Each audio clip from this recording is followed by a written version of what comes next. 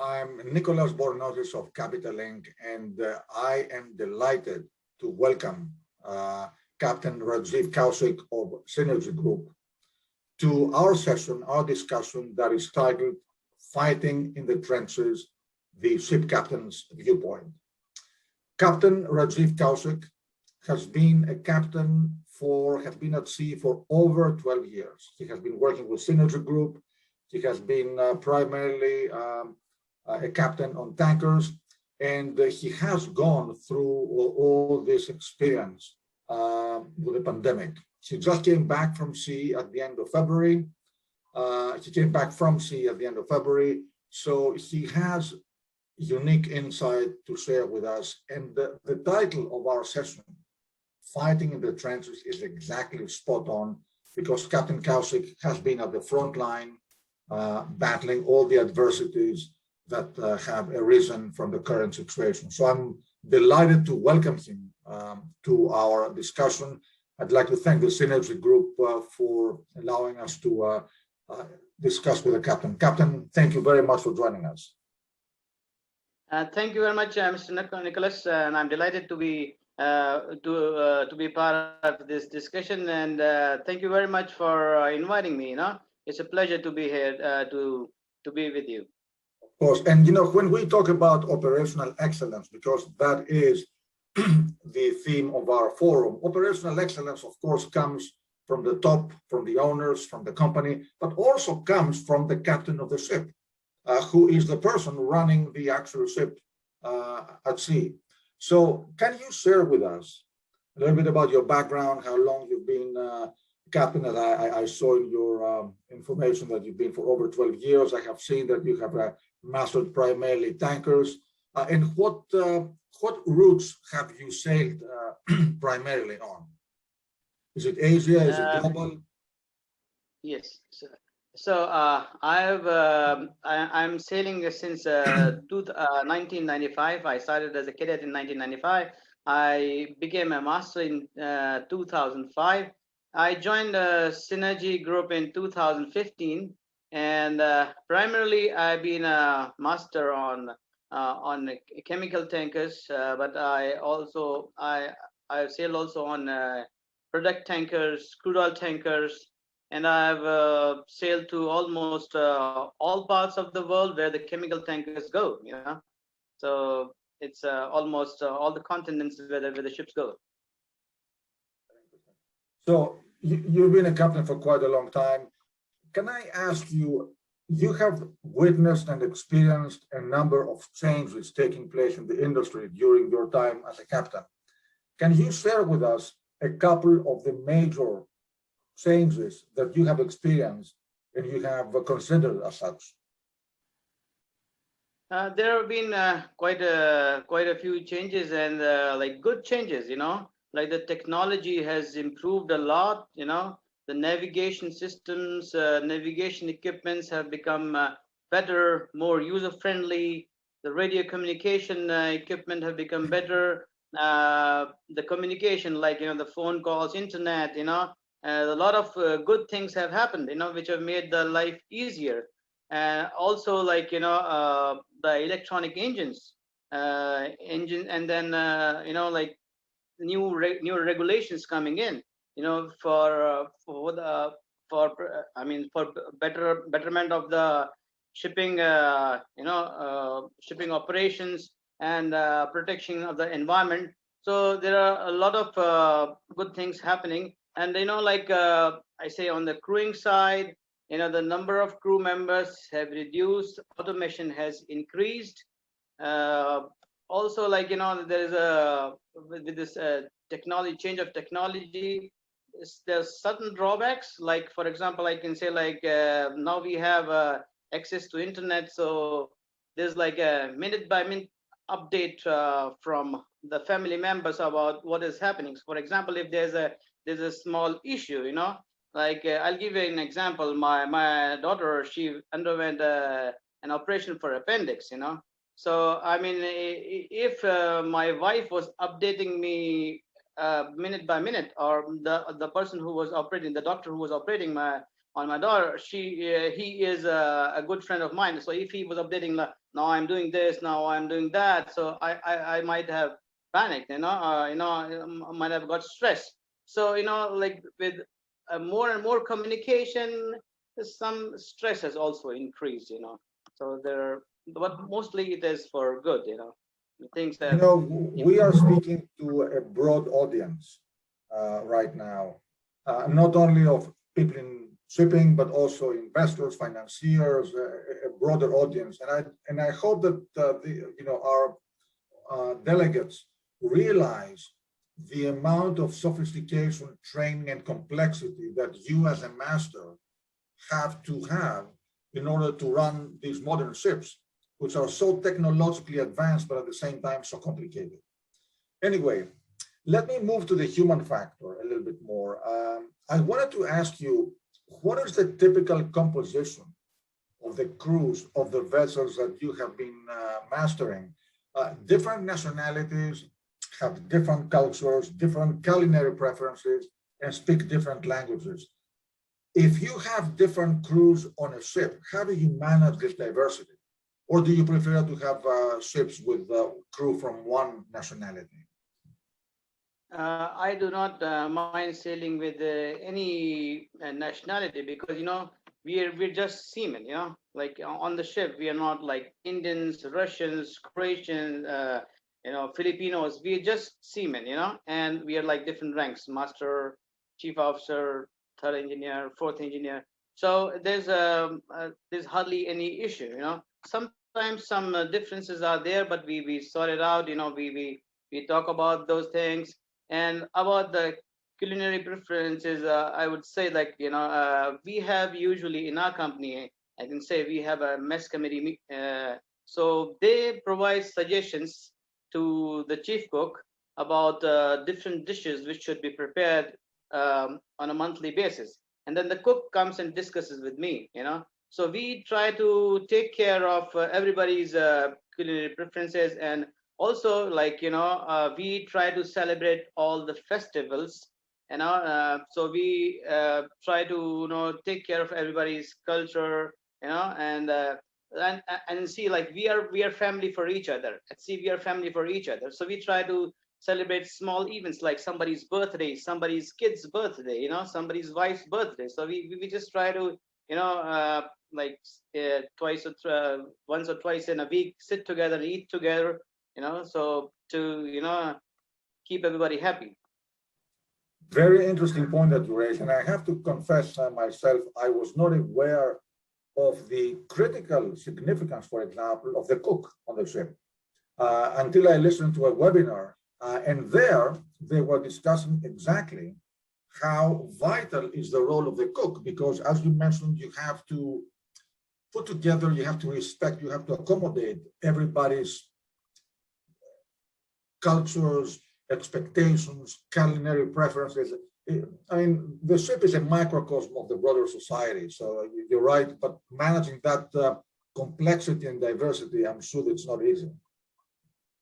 So let's now go more to the human factor again. The human factor and crews, because of the pandemic, they have gotten global attention. And we are in a crisis. We have been in a crisis. So can you describe to us what are the biggest plights that the crews are facing today? Is it exposure to health risks, to mental risks, fatigue from prolonged staying on board? What is it about? And you as the captain, are there any procedures or precautions that you take to safeguard the well-being mentally and physically of the crews during this pandemic period? Yes, this pandemic has changed many things. Like initially, like last year when it just came in, when it was declared a pandemic, nobody knew what it is and what are the procedures to deal with this pandemic. And later on, I mean, very quickly, IMO gave us guidelines. WHO gave us guidelines, and also the company prepared an outbreak management plan. So we knew exactly like how to go about,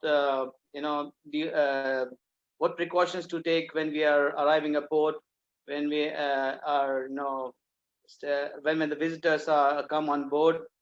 And also, like, during this pandemic, many countries, they have kind of put a lockdown.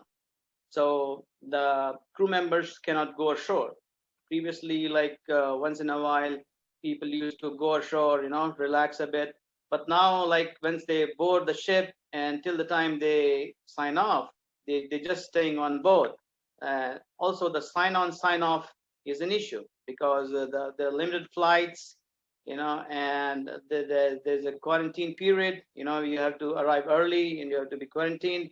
So this brings a little bit of stress. Also, like a seafarer has a family member, at home who is sick, and with the limited amount of knowledge about this disease, and the medicines which are available, they're just like hit and trial. Still, like there's no perfect medicine for COVID. So when the seafarer hear about their family members, falling sick with this COVID-19, they get a little bit of stress out, and this brings a little bit of mental stress. So there, like we have to reassure each other, the things will be okay. We have to take care of each other. We have to take care of each other's mental health. Also, we have to see the signs of stress because otherwise the ship's operations might get affected. So these things really have to be taken care of, and also, like many countries, IMO and as well as many countries have, they've designated seafarers as key workers, which is really good. So this will help getting us vaccination with priority. Also, the travel arrangements, maybe they will become a little easier. Captain, did you have to deal with situations where someone from the crew on board was COVID positive? And how did you go about handling this? I haven't really had any case of COVID positive person on board, but like I have heard about situations where people have got infected with COVID, and then the port not allowing the person to disembark, fearing that the people ashore might get infected, so there was a delay in getting medical attention, which is really a sad part. So I think there's certain guidelines should be developed regarding, how to take care of crew members who are COVID positive. And also, like, even though we're just a small portion of the global population, we're just small percentage of people, but the value addition which we make to the world economy is very big. So I mean, the governments should understand, that we play an important part in the economy. So, the guidelines should be developed about how to deal with COVID positive case on board, and the government should help us getting treatment. Captain, can I ask you, this is not something we discussed before, but when you are running the ship, are there any precautionary measures that you take? For example, do crew members need to be tested with a certain regularity? How does it work? Do you do it before you go to a port? Is there a schedule for that? Yes, we do have an outbreak management plan, which details like the number of PPE kits, gloves, and everything. The minimum amount which we are required to keep on board all the times, and then it is also details like the COVID appropriate behavior, how to go about interacting with people from shore when we reach port, and also like if somebody is COVID positive, how to treat that person, how to isolate that person. And we do really take care of the crew members, because if one crew member falls sick, then I think I'm sure like almost everybody will fall sick, because it's a small place, And this will be a big problem, because many countries might not allow people to disembark. We might be put in quarantine. So we really do take care about and like when we are interacting with the shore personnel, that time also we are really careful. We follow the proper guidelines. You're raising a very interesting point, because a lot of people, exactly, they look at the ship and the ship could potentially have people who are infected and transmit COVID to the onshore people. But at the same time, as you point out, when you go to a port and you are coming into contact with the onshore personnel, cargo deliveries, supplies, and so on, you are putting yourself at risk, and you have to follow certain protocols to make sure that nothing happens one way or the other. So very interesting and very, I would say, complicated, and a lot of things to take care of and oversee and manage. Let me ask you, with a prolonged stay on board, and sometimes crews getting, seafarers getting anxious or unhappy, does the crewing crisis potentially pose a safety risk for the whole ship operation? If you don't have crews who are well physically and mentally, could that translate into a safety issue for the ship? Yes, of course. Like if the crew members are not mentally perfectly okay, then they will not perform well, and this might affect the ship operations. And our company has taken up a very good initiative. Initially, we started with a program called iCall, which was in collaboration with the Tata Institute of Social Sciences. Where a person who is uh, uh, who is depressed or feeling who's facing anxiety, he could just call a toll-free number, and get counseling. And now we have our own program, which in collaboration with PTC, Synergy Group, in collaboration with PTC, we have a program called V Team.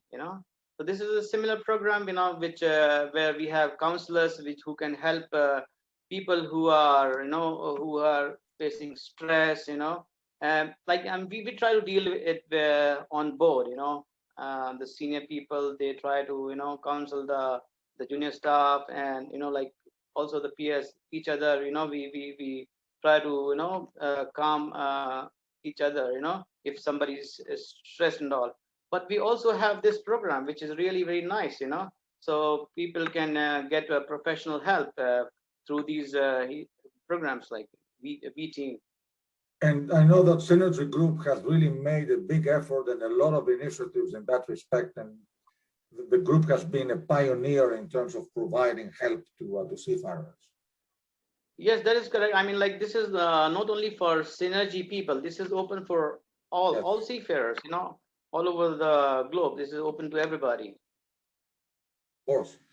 And I think we're going to be talking about it in our session where we talk about charities that exactly are out there to help seafarers. But that's a commendable, highly commendable initiative that I wanted to highlight on part of Synergy Group. Now, let me ask you, let's go to India. And you're Indian. It seems that Indian crews have been hit harder by the crisis in a harsher way. Can you share with us some details of the current situation, and has it improved at all? And is there something that can be done in the short or the long term to alleviate this crisis? Yes, there has been a problem in India. You see, the thing is, we are a very big country. We have a big population. So even like a small percentage translate into big numbers, And when you see those numbers, the reaction is like many countries, they ban flights from India, so the movement is stopped. So then the crew change gets affected.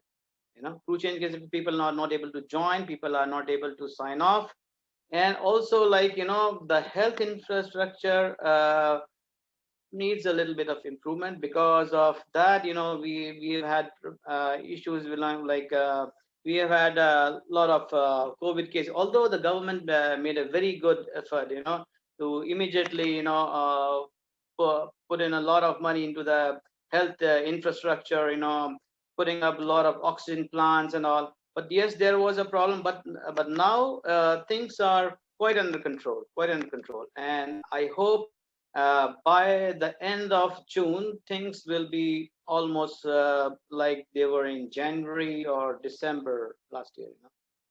You're giving us a very optimistic message, and I hope that this is indeed the case. But now, going away from the Indian situation to the more global situation, from the various measures that have already been taken, what do you consider the most effective to address the crewing crisis? I think designation of seafarers as key workers, giving them a vaccination on priority, and easing the travel restrictions. This is the best thing that can be done for alleviating the crewing crisis. So this is what needs to be done. Because we run like 90% of the world trade is carried on through shipping. So we are like an important part of the world economy, and we need to travel because the ships need to run, so we need to travel. And also like our competency courses and all, they should be like like nowadays people not able to renew their licenses, do their competency courses, and that is also affecting their joining ships. So the governments must make a proper procedure and also start this online learning and testing procedures so that people can renew their licenses and do their courses and join the ships. Captain, when it comes to resolving or addressing the crewing crisis, a global issue, you need the cooperation of ship owners, charters, governments, all stakeholders. Do you have any suggestions in terms, you're the person at sea running the ship, being at the front line, fighting in the trenches. When you talk to these stakeholders, do you have any advice or recommendation to them? Yes, like some countries, they have done a very good job. Like Singapore has done a very good job, in like in developing proper procedures about crew change. Like so if the procedure is set, so everybody knows what is to be done. So I have a suggestion that the owners, charters, and the different stakeholders, wherever possible, they have to go a little bit out of their way, and wherever possible, try to help, the seafarers in, sometimes the contracts might be prolonged a bit. Sometimes they have to be shortened a bit, but wherever they get a chance, the crew change should happen so that, people, because we cannot stay on the ships endlessly. So and also the governments need to develop certain procedures for traveling, and also like the quarantine and all. Nowadays there's sometimes there is like in certain countries there's like arbitrary, one day they say okay, the quarantine should be for this much time. One other day they say quarantine should be for some other period. So everybody should follow the WHO guidelines, and a standard procedure should be developed for quarantine, for crew change and everything. Captain, coming to the last question of our discussion, do you see yourself continuing to sail for some time longer? Since there have been stories about many seafarers retiring early, or young people looking for other vocations rather than shipping. Let me tell you, like being at sea is very exciting. It's like in insurance, in marine insurance, they call it adventure. Everybody is called adventure. It's really adventure. So I would like to sail as long as I can. It's I love to be at sea, and there are challenges in every field. And if there are no challenges, the life becomes so monotonous. So shipping is quite exciting, and I would like to sail as long as I can. Do you see that affecting the current situation, affecting younger people who may not choose shipping as a career as they used to in the past? I think this is just short phase, because of this pandemic. They might feel, that because of this crewing crisis, they might feel, that this is not the right field to join. But as things improve, people they will understand that, like, that there are challenges in every field, and you have to face them. So I think, it is going to be over soon, and the younger people, they will still come out to see. Captain, thank you very much for our discussion. It's been very interesting, very inspiring, actually, to hear from a person who has been at the front line in the trenches. I'd like to thank you for your service. I'd like to thank you for your insight. And I would like to thank the Synergy Group for allowing us to have this discussion with you. Thank you very, very much. Thank you very much, Mr. Nicolas, and it was a pleasure talking to you. Thank you very much.